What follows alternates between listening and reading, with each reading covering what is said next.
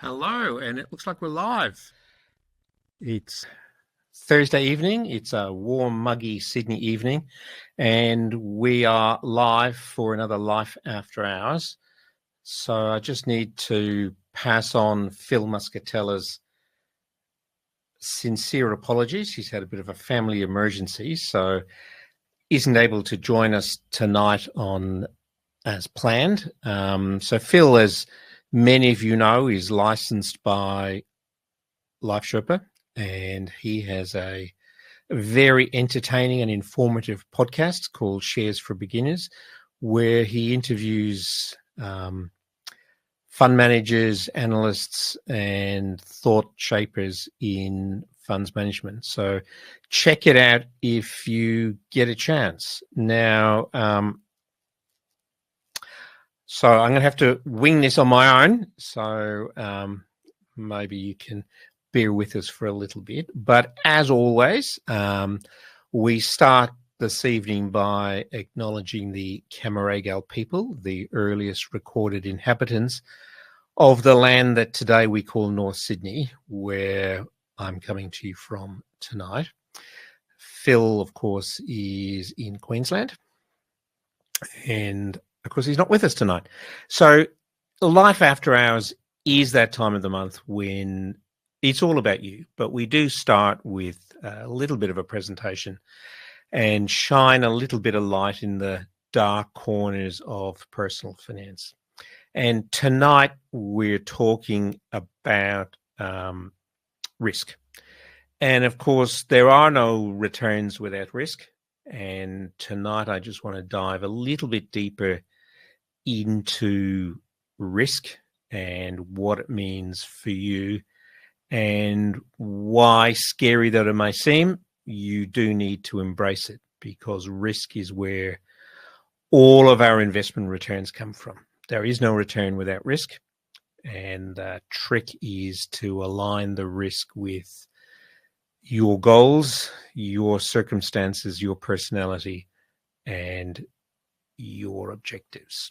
So without any further ado, I'm going to jump in and start sharing my screen. So as I said, we are talking about risk and return. And when we talk about risks, bell curves turn up everywhere. So not intended to be a statistics lesson, but it's certainly about to show what the link between volatility, risk, and returns. And without any further ado, let's jump into it. So when we talk about risk, there are words that spring to mind. Some of these are positive, some of them are negative, but they will occur to you from time to time, and you need to be able to recognize these and deal with them. And everyone will do that in their own way. So the positive emotions that it generates are, reward, excitement, adventure. And the negative ones, it's danger, loss, uncertainty, and consequences. And certainly when it comes to investing, particularly in the stock market, the loss is often the first thing in people's minds. And so let's deal with the loss piece first. So when we think about loss, it is important to know that losses do happen, and the skill in building a portfolio is to try and avoid the losses as much as possible. So about 1 in every 5 share ever listed in the USA, and there's about 29,000 of them, has led to a total loss for investors. Some of those losses have been quick, some of those have been longer, but 1 in 5. And in fact, most of the returns have come from 2 to 3% of those 29,000 stocks. In Australia, we're not averse to failure either. And of course, in the GFC, so 2008-9, we saw a lot of really high profile names that were market darlings, part of the ASX 200, that resulted in total loss to investors. and some loss to their lenders. So companies like Alco, Babcock and Brown, MFS, City Pacific, and ABC Learning are high-profile names that will be familiar to most people. So these individual companies resulted in total loss, and there were countless others that led to partial losses. And this is the reason why we generally want to avoid investing in individual companies. That this sort of what we call idiosyncratic risk, that is the risks of these individual companies relative to the risk of the market as a whole, is generally not well rewarded. Sure, we can all think of the 10 baggers that our friends down the pub have realized. And certainly in my case, I bought Macquarie Bank in 1995 at $3.50 and sold it in 2003 at high 90s. I can't remember the precise number. So those opportunities are there, but we're often not rewarded for that risk. So as a general rule, we want to avoid the individual, finding the needle in the haystack, as Jack Bogle called it, and focus on the market as a whole. So when we look at the risks of investing, inflation is clearly the big one, especially if you're investing for a long time. That in a typical retirement, inflation since 1947 has averaged 3%, and we have a Reserve Bank in Australia mandate with keeping it in sort of 2 to 3% range. And they've done a remarkably good job on average, although a third of the time it's been below the range, a third of the time it's been above the range, and a third of the time it's been in the range. But on average, they've done a pretty good job. The last couple of years have been challenging, and that's certainly the first serious outbreak of inflation since we really got monetary policy under control in the late 80s, early 90s. So inflation's a big deal. In a typical retirement, your cost of living is going to double. When it comes to investing overseas, currency is obviously a big deal, and that's both an opportunity. So part of the reason for investing offshore is to get that diversification in currency.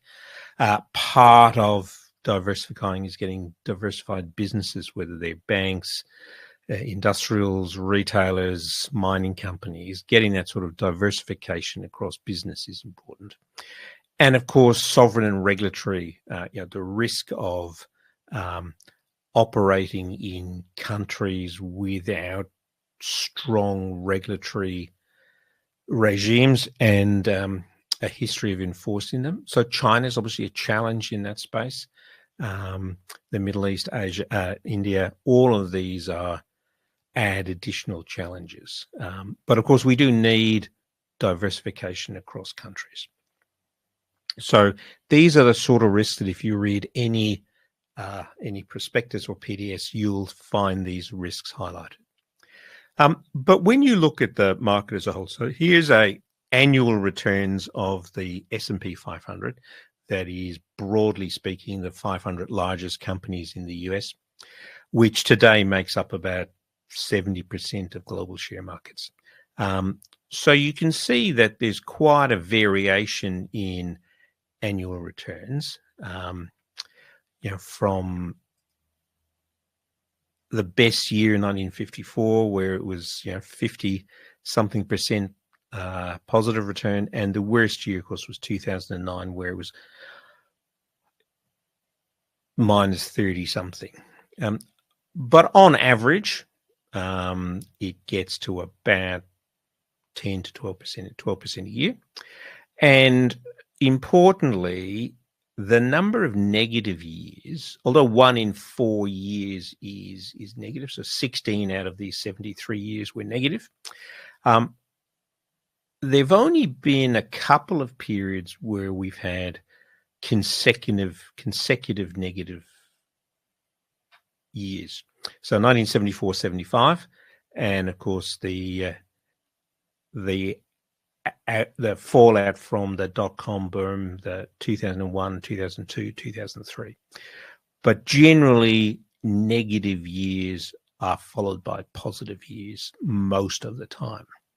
And that's the challenge in trying to time the market. And we'll come and see what that means later on. So that means that your behavior in the market matters. And my good friend Nick Murray, who's often called the advisor's advisor, he makes the very important point in his book, Simple Wealth, Inevitable Wealth, which is good reading for most people.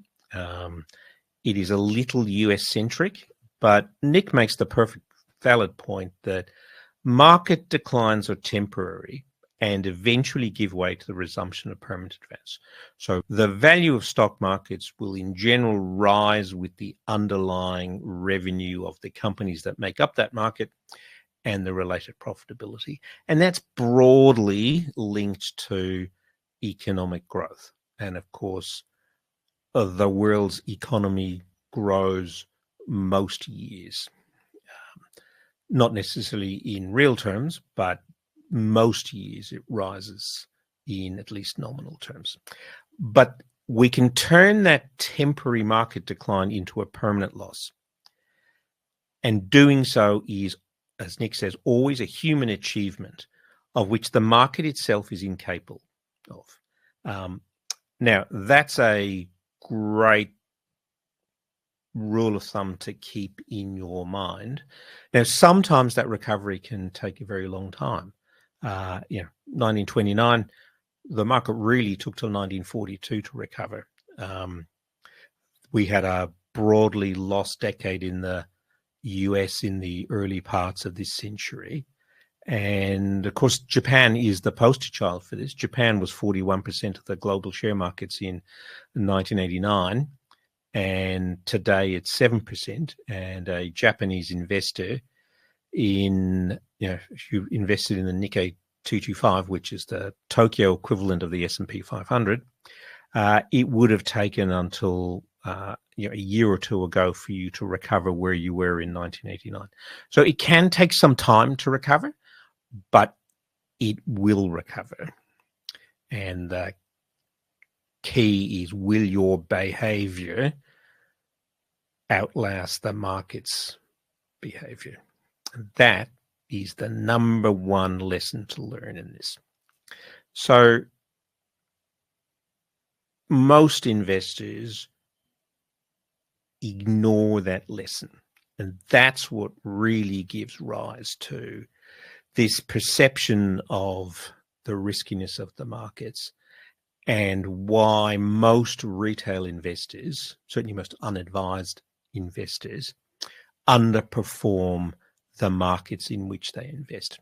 So this graph here takes those annual returns we looked at earlier and overlays on that the percentage of US household wealth that's invested in shares.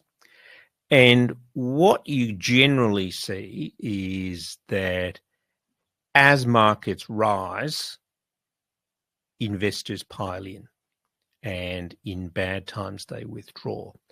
And that leads to buying high and selling low, which is clearly the opposite of what you need to do. That's a very natural human reaction, but it is wealth destroying to the max. And nowhere is this clearer than in the 1980s, the period in which I cut my investing teeth. So 1980, or 1982 in particular, was the nadir of the economic malaise that had come out of the 70s, where we had the breakdown of Bretton Woods, we had the US coming off the gold standard, we had the oil crisis, and markets delivered very poor real returns through the 70s. Very choppy. You had positive years and negative years. But in many cases, those positive years didn't deliver much return beyond inflation. So investors were spooked and sat on the sidelines, despite the fact that between 1980 and 1990, notwithstanding the 87 flash crash, the US market tripled, and yet US households sat on the sidelines and largely stayed out of the market. They piled in then in the 90s as the dot-com boom got into full force. And then, you had the lost decade in the fallout from the dot-com boom, and markets, they sort of piled in the lead up to the GFC, and then took a while to recover. So the behavior of investors is the thing that leads to poor returns. And there's a research house called Dalbar, Dalbar, who measured the difference between market returns and investor returns, which is largely a function of these investment flows. And they produce an annual report which looks at that difference. And that can be up to 5% annually in difference in returns. And when you consider the market delivers on average 12, that's a really material difference between the return the market delivers and the return that ends up in the pockets of investors. So when you look at investing, the market delivers the returns. The difference between that return and the return that ends up in your pocket is, first and foremost, your behavior. Secondly, taxes. And thirdly, fees.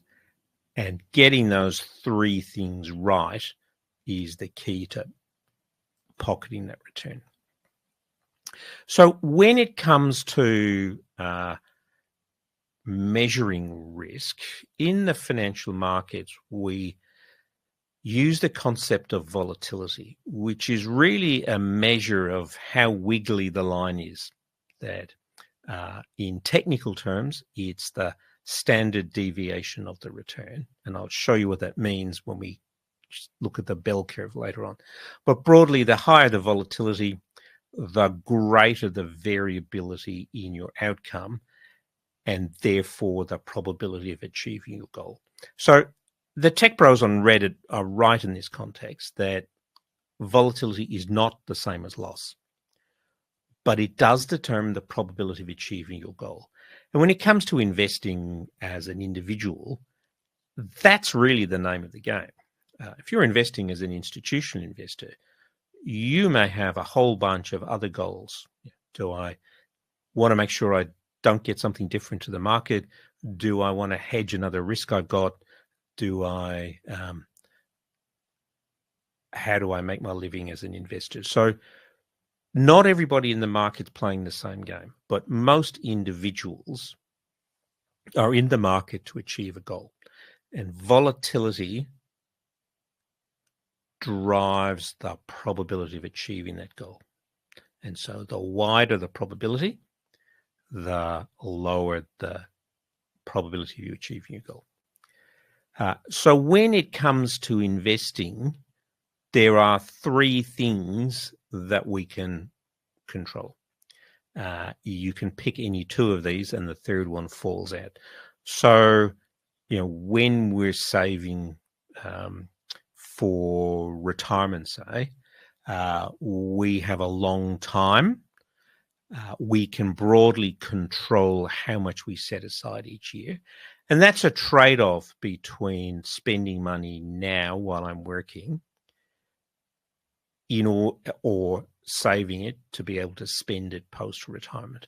So there is a limit on how much of our day-to-day income we can afford to set aside for retirement.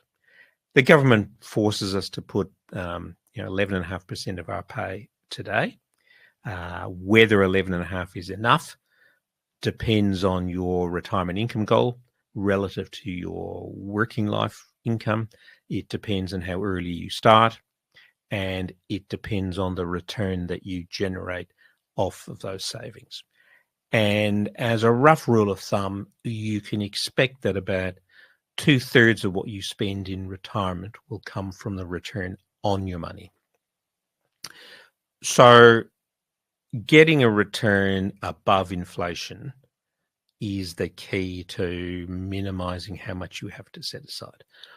But, the more you expect the return to do the work, the greater the risk you must take in order to get the return that you need. And consequently, the greater the variability you must accept in the outcome. And that's the key to successful investing. So looking at how much risk you should be taking in your portfolio or in your investing, there are 3 metrics that you need to look at. The first of that is, how much risk do I need to take? And that's driven by your choice of settings in terms of time and investment. And the less time you have, the less savings you have, the more return you need to make, and therefore the more risk you need to take. So you can, to some extent, control that by looking at those other 2 variables. But once you've locked those in, you've now determined what return you need and hence what risk you need to take. The next thing you need to look at is how much risk you can tolerate. So what's the level of risk or variability, wiggliness in the line, is something that allows you to sleep at night. The thing that's going to keep your finger away from the sell button when the market falls 30%, 40%, whatever. And if you're in the stock markets, they're the sort of falls that you need to be prepared for. If you're not, then you need to look at tempering that risk with other asset classes. And then finally, there's the risk capacity, which is how much risk you can recover from. And so if you're a 25-year-old making a good income and your savings are relatively small compared to your income, you have a high risk capacity. Now, just because you can doesn't necessarily mean you should, but you do have a greater ability to recover than an about to retire. Now, someone who's about to retire, who's got the biggest balance they'll probably ever have in their life, and they are about to turn off the lifetime source of income, and so rely on their saved capital to fund the rest of their life. So their ability to recover from a big loss is much lower. Similarly, if you're investing to pay for your kids' high school education, you may not have a high risk capacity because young Charlotte can't defer the year she enters year 7 just because the market's had a bad year. So, risk requirements driven by your return requirements. Your risk tolerance is sort of an innate human trend that will often increase over time as you get more educated and more experienced. For younger people today whose main experience of investing is in possibly one of the most benign environments we've had in a long time, the last 14 years have been a staggeringly positive market. We've had low interest rates, generally low inflation, easy money, and the market's largely gone one way. So if you look at the post-GFC world, 2011, 2018, 2022 have been the only negative years in that period. And the only material drawdown was the COVID drawdown in March to May 2020. And it was all over in 90 days, more or less. So the ability to understand the visceral feel of what seeing 30% of your savings disappear in a puff of smoke really feels like does often take experience to do that. And once experienced, it's never forgotten. So that's a key lesson, I guess. So, everybody's an aggressive investor until they get punched in the mouth by a downturn. So that's a really important lesson, and will be tempered by the period in which you cut your investing teeth.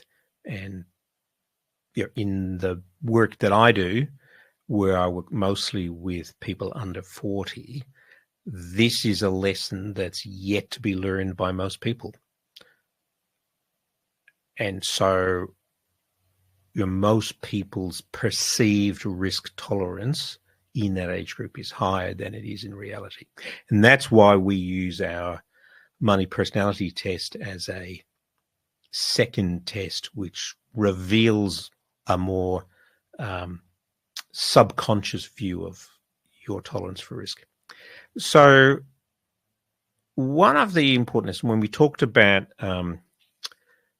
risk tolerance, the length of time you have to invest does matter. And so this is where I'm now going to introduce the concept of a bell curve. So this is a graph that shows the probability of the returns on the share market, as you saw in that earlier graph. But this obviously looks at the wider possibilities of returns, because in that first sample we had 73 sample years. That's probably not all that statistically significant in the scheme of things. And so the range of possible returns is broader than the returns that have actually turned up in the last 122 years. But broadly here, you've got a peak in the middle at about 12%. And you would expect, and this shows a volatility or standard deviation of about 14%. So you'd expect that 2/3 of the cases will be between 12 minus 14% or minus 2, and 12 plus 14 being 26. So you'll see that the vast bulk of this area is in that space. But there are the odd outliers. We saw a plus 50, 53, I think, in the earlier graph, and we saw a negative 40. So these are at the tail end of these risks, but they do happen from time to time. But more often than not, you're in this space in the middle. And that's why people say that the stock market delivers 12% on average, and why you can simply take 12% and extrapolate it forward. But when we look at the change over time, so I'm going to just show you a little animation here, where over time that spread narrows as the range of possibilities narrows. So over time, you have a slightly below 12% peak up here. That's about 10 and a bit, where the average declines because of the effect that if you have a 50% decline, so if you start off with $100 and you have a 50% negative year, you now have $50. So you have to double your return. You double your money to get back to where you started. So when you put a mixture of positives and negatives, you end up with an overall expected return below that. And over 122 years in Australia, average annual return about 12%. An investor who invested on the 1st of January 1901, so on the day of Federation, would have generated a return of 10% over the following 122 years. So this peak shifts a little bit to the left, And more importantly, from an investment perspective, the spread is much higher. You still have some potential for negative returns. We've never seen a 20-year negative return in Australia. A Japanese investor would have seen one. We haven't even had a 10-year negative nominal return.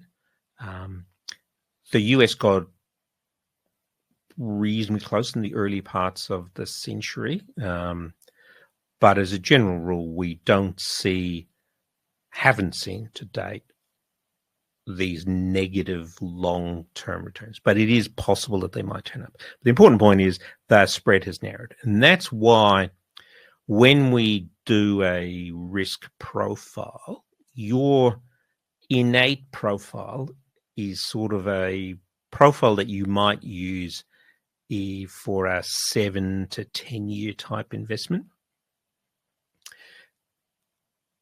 And so if you're investing for longer than 10 years, you could more comfortably step up a risk band. And if you're investing for 5 to 7, you might want to step down a risk profile. If you're investing for less than 3 years, you've got no business being in the stock market. You should be in cash. So, this sort of profile here looks a lot like the spread that you might expect to see in cash over 1 year. And that's an important lesson. So given enough time, you can afford to take more risk. And so that's the key to align why we look at your risk profile.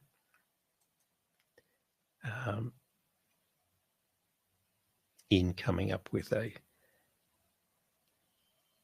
profile. Let me just move on to the next slide. So there's a bit of a snail graph that shows you that change over the 20 years.